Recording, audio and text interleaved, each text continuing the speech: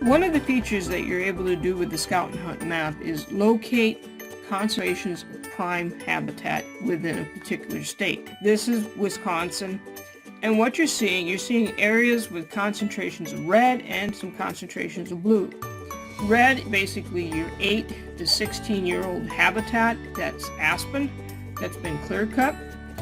The blue is a little older, looking at 17 to approximately 20 years old of aspen. That is where it's aged out, and so the birds then shift to a new area. And by knowing where the older marginal aspen is, then you are able to locate potential shift areas where the population will build up. So as we look here at Wisconsin, you can look around and you can see where it starts to get really red and blue together. Those are areas that have a lot of habitat, and you can definitely see the different concentrations around here. But we're going to go over here and we're going to look right here. This is Douglas County.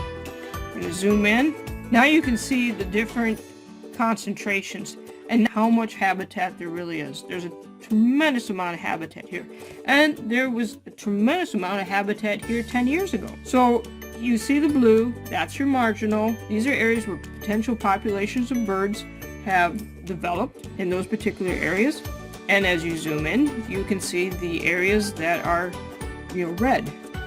Now, the numbers that are on the different shapes, that tells you what year it was harvested. So, for instance, this 2008 cut right here, just flashed at you, that particular cut was harvested in 2008. The underlying number, the number under the 2008, shows the acreage, and it's 76 acres. Now, whenever you tap on a shape, it will flash for you, so you are able to identify what you have tapped on. But you also have a white bar that comes up that will give you more information. It's like your legend, but it has a lot more information than a regular legend would have. This will give you information about that particular piece of habitat that you tapped on.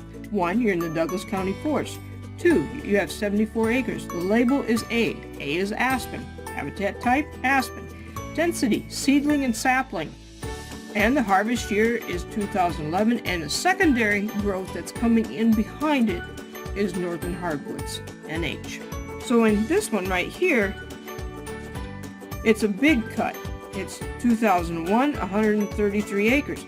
The birds that used to live in the 2001 133 acres, they're going to be looking for younger habitat, so they can either go to the right or into the 2005, they can go into the 2008, or they can go up into the 2011. So you have potential here for multiple sites to be increased in population from one particular cut aging out. And this is one of the things that I look for. I look for areas where you have older habitat surrounding a younger habitat. Where would those birds want to go?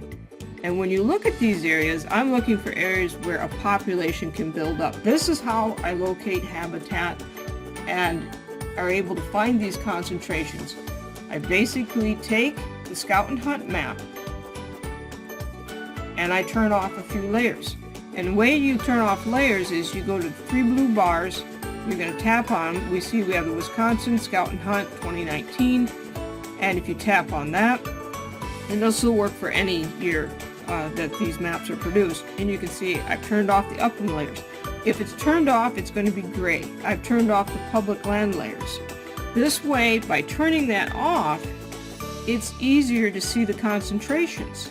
This is just one of the neat ways that you can utilize this application in order to find nice concentrations of habitat, and realizing that you also need old habitat in order to have birds that will in the future populate the younger habitat.